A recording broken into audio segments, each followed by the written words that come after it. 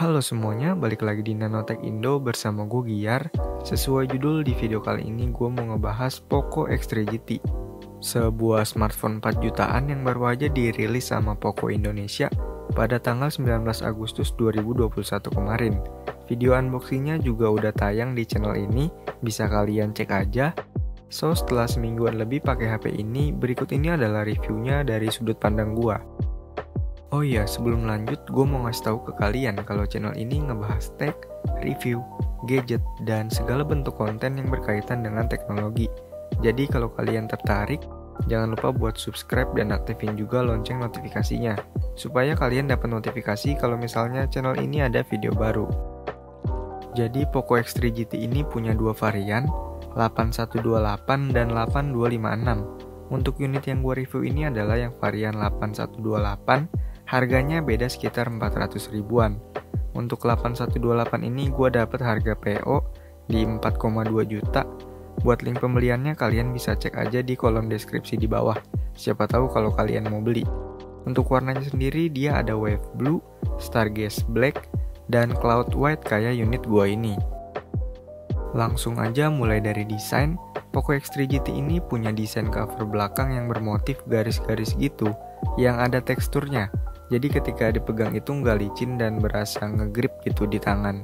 Selama pemakaian gue sih, sidik jari yang nempel itu nggak bakalan terlalu kelihatan. Terus untuk yang versi Cloud White ini, ketika kena cahaya itu bakalan mantulin warna lain, yang kalau gue lihat sih warnanya kebiru-biruan. Di atas kiri sini ada kamera yang modelnya itu kayak persegi panjang, tapi dengan sudut yang rounded. Kamera bumnya ini juga lumayan agak tebel. Terus di bawah kiri ada logo Poco yang cukup minimalis.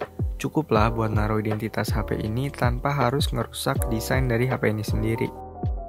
Build quality-nya gue ngerasa cukup solid, walaupun buat cover belakang dan bagian frame sampingnya HP ini berbahan polikarbonat, tapi tetap feel-nya kerasa solid dan nyaman aja buat digenggam.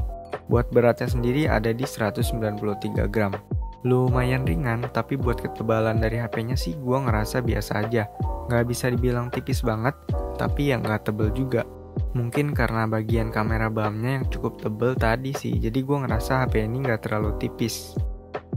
Poco X3 GT ini memiliki layar berukuran 6,6 inci dengan panel IPS 1080x2400 pixels dan brightness maksimum di 450 nits. Terang banget. Layarnya ini juga udah dilindungin sama Corning Gorilla Glass Victus, jadi udah nice banget di harga 4 jutaan. Terus untuk touch sampling rate-nya di 240Hz, dan dia juga udah support refresh rate layar 120Hz dynamic switch, yang artinya ini layarnya bakal menyesuaikan refresh rate-nya. Jadi misalnya kalau suatu aplikasi itu mendukung buat jalan di 120Hz, HP ini bakal jalanin di 120Hz. Tapi kalau enggak ya bakal mentok di 60Hz aja. Teknologi ini menurut gue pribadi cukup bagus buat bikin baterainya nggak terlalu boros. Mengingat kalau refresh rate layar tinggi, otomatis penggunaan baterai bakalan lebih berat. Sementara buat bezelnya sendiri cukup tipis sih kalau gue bilang. Paling di bagian bawahnya aja yang agak lumayan tebel. Ini HP enak banget buat nonton YouTube, Netflix, atau apapun lah yang formatnya itu video atau visual. Untuk aplikasi Netflix, HP ini udah dapet sertifikasi Widefan L1. Jadi resolusi yang bisa ditonton itu bisa sampai Full HD.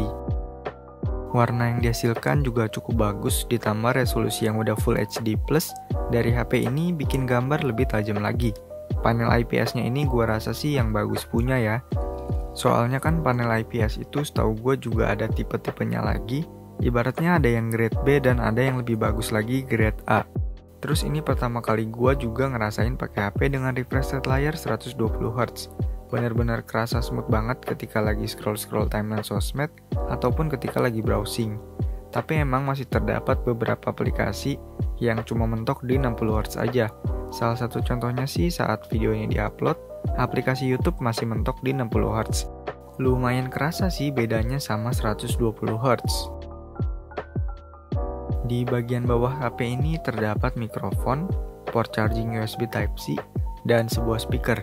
Di bagian atas ada ear blaster, sebuah speaker lagi, yap ini dual speaker, dan ada satu buah mikrofon lagi. Di bagian kiri ada SIM tray yang bisa nampung 2 buah nano SIM card 5G. Tapi buat 5G-nya ini dia belum support band N40 dan di sini nggak ada slot micro SD buat tambahan storage. Terus terakhir di sebelah kanan ada sebuah tombol power yang gabung sama sensor fingerprint dan ada tombol volume up and down. Yap, ini HP nggak punya jack audio 3,5 mm, tapi tenang aja, di paket pembelian kalian bakalan dapet adapter jack audio 3,5 mm to USB Type-C kok, jadi aman. Buat sensor fingerprintnya ini termasuk cepet banget dan cukup responsif, jarang banget gagal ketika gue coba. Dan peletakan di samping ini juga bagi gue pribadi sangat bagus, karena gampang aja buat digapai gitu. Pas lah posisinya pas gue lagi pegang HP ini. Untuk baterai, Poco X3 GT ini dibekali sama baterai berkapasitas 5000 mAh dan udah include sama charger 67 watt turbo charging. Nah, ini yang cukup menarik. Dengan charger 67 wattnya ini, percobaan gue ngetes cas HP ini dari baterai 30% sampai 100% itu cuma butuh waktu sekitar 40 menitan aja. Bener-bener cepet sih ini. Sementara kalau berdasarkan pemakaian gue yang mostly itu buat sosmedan, nonton YouTube, Netflix, main game juga kadang, baterainya ini bisa bertahan sampai 1 harian. Buat skenario kayak gitu kira-kira bisa bertahan dari jam 8 pagi sampai jam 8-an malam dengan kondisi baterai masih di 20-an persen. Sementara kalau gue coba buat non-stop ngegame, tentunya baterainya ini bakalan lebih cepet habis. Buat gaming testnya bakalan gue bahas lagi nanti. Terus juga dengan kondisi setting refresh rate layar di 120Hz, kerasa juga baterainya lebih boros dibandingkan setting di 60Hz. Walaupun gak terlalu signifikan, cuma kalau bagi gue pribadi tetap lumayan kerasa. Dan anehnya sih saat gue diemin ini HP, dari malam ke pagi, gue tinggal tidur gitu, baterainya itu bisa berkurang sampai 10%. Padahal gue gak ngapa-ngapain, tapi emang posisi wifi-nya dalam keadaan nyala. Untuk SoC atau chipset, Poco X3 GT ini ditenagai sama chipset MediaTek Dimensity 1100 dengan fabrikasi 6 nanometer. Sebuah chipset sekelas flagship dari MediaTek yang cukup menggiurkan di harga 4 jutaan ini. Performanya sendiri cukup bagus, dipaduin sama RAM 8GB dan layar 120Hz, buat penggunaan multitasking serasa enteng banget di sini. Segalanya kerasa smooth, mau itu buka aplikasi baru, pindah-pindah aplikasi, semuanya kerasa lancar banget. Terus di posisi standby lagi nggak buka aplikasi apa-apa, memori RAM-nya sisa sekitar 5GB. Masih lumayan lega lah, pantesan ketika lagi banyak aplikasi yang dibuka dalam waktu bersamaan, ketika pindah-pindah itu aplikasinya nggak ngelot ulang. Walaupun menurut gua user experience atau pengalaman pas make HP itu lebih penting daripada skor benchmark, tapi gua udah tes benchmark HP ini pakai Antutu Benchmark versi 9 yang paling baru. Skornya dapat di angka 556.783. Lumayan agak beda sama yang dikasih tahu Poco Indonesia pas di launchingnya. Kalau skor Antutunya itu di 686.000. Gue juga udah tes sebanyak 3 kali, hasilnya masih di sekitar 550 ribuan. Nggak ada yang tembus sampai ke 600 ribu sih. Terus buat Geekbench, single core-nya dapat skor 643 dan multicore-nya dapat skor 2685. Terus OpenCL skornya dapat di angka 4621. Diajak main game, ini HP powerful banget sih. Main game Mobile Legends, Poco X3 GT ini dapat setting rata kanan. Grafis bisa mentok ke ultra, mode high frame rate nyala, mode HD nyala. Pokoknya ini bisa setting paling mentok kanan. Dengan setting kayak gini, main gamenya tetap kerasa lancar banget. Gua nggak nemuin adanya frame drop sama sekali di game ini. Bahkan dalam keadaan war yang cukup rame dan banyak animasi pun masih lancar. Selanjutnya ada game Call of Duty Mobile. Untuk settingan grafis maksimalnya itu bisa di high dan frame rate-nya max. Tapi kalau naikin grafis ke very high, frame rate-nya cuma bisa mentok di very high aja. Untuk gua di sini main di setting high grafis dan frame rate di max. Sama kayak di Mobile Legends, di setting kayak gini sih gua mainin udah lancar banget. Nggak ada frame drop sama sekali. Yang ketiga ada Genshin Impact. Main di setting grafis highest dan FPS 60 sih gue masih menemukan frame drop. Apalagi ketika udah ketemu musuh dan terjadi battle gitu, kerasa agak lumayan lag. Untuk nyamannya sih kalau bagi gue itu main di setting medium dan FPS-nya bisa di 60. Wajar aja karena ini game emang berat banget sih. Size-nya aja udah di atas 10GB sekarang. Selama mainin ketiga game itu, apalagi dengan waktu yang lumayan lama, gue ngerasa cover bagian belakang HP ini agak panas, apalagi di bagian frame kameranya. Gak sampai tahap yang bener-bener panas banget, tapi ya lumayan panas aja. Apalagi ketika nyoba mainin Genshin Impact selama 30 menitan, itu lumayan berasa banget sih panasnya. Mungkin bagi kalian yang hardcore gamer gitu, bisa consider hal ini. Tapi sekarang juga setahu gue udah ada sih cooling yang dipasang ke HP gitu, tapi di sini gue nggak punya, jadi gue nggak bisa nyoba buat perbandingan. Lanjut bahas kamera, jadi Poco X3 GT ini punya konfigurasi triple kamera dengan kamera utamanya ini di paling atas, punya resolusi 64 megapiksel f1.79, bisa rekam video 4K sampai 30 fps, dan udah ada electronic image stabilization juga buat rekam di semua resolusi yang tersedia. Hasil perekamannya gue tunjukin nanti. Terus ada kamera ultrawide 8 megapiksel f2.2, FOV 120 derajat, bisa rekam sampai 1080p 30 fps. Udah ada electronic image stabilization juga. Dan terakhir ada kamera makro 2 megapiksel f2.4. Buat kamera depan, Poco X3 GT ini punya desain kamera depan yang berada di tengah-tengah bagian atas layar, cukup mainstream. Untuk kamera depannya ini 16 megapiksel f2.5 yang bisa rekam maksimum di 1080p 30 fps. Plus udah ada electronic image stabilization juga. Buat hasil kamera belakangnya di kondisi yang cukup cahaya sih hasilnya udah terbilang oke. Paling gua agak kurang suka aja sama warna yang dihasilin itu, menurut gua agak mengarah ke pucat. Detail udah lumayan dapet. Terus buat kondisi low light tentu aja detailnya jadi agak berkurang. Dan masih dengan warna yang gak terlalu bagus kalau menurut gua. Kamera ultrawide-nya juga cukup oke, warnanya nggak beda-beda jauh sama kamera utama, detail masih oke. Buat rekam video juga lumayan bagus, udah ada electronic image stabilization, jadi hasilnya nggak bakalan terlalu shaky. Terus buat kamera depan, di beberapa foto sih gue suka sama hasilnya, warna yang dihasilkan juga bagus. Tapi di beberapa foto ada juga yang menurut gue warnanya kurang pop up, jadi kesannya kayak kamera belakangnya gitu, agak-agak pucat. Overall buat kameranya ini gue sih ngerasa cukup aja. Nggak yang bagus-bagus banget, cuma yang nggak jelek juga.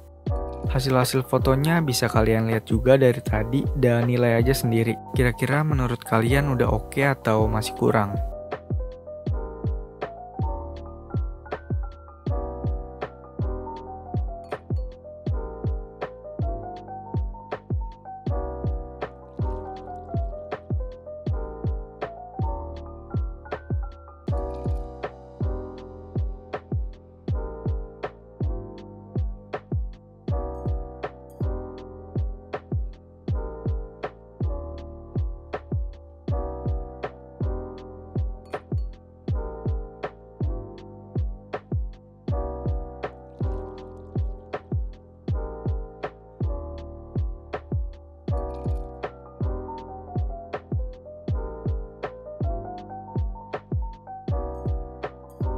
Seperti yang udah gue mention tadi juga, kalau Poco X3 GT ini punya dual stereo speaker yang peletakannya itu ada di atas dan bawahnya. Menurut gue kualitas suaranya ini udah cukup bagus. Peletakannya di bagian atas dan bawah ini menurut gue sih udah cukup strategis, udah paling oke lah.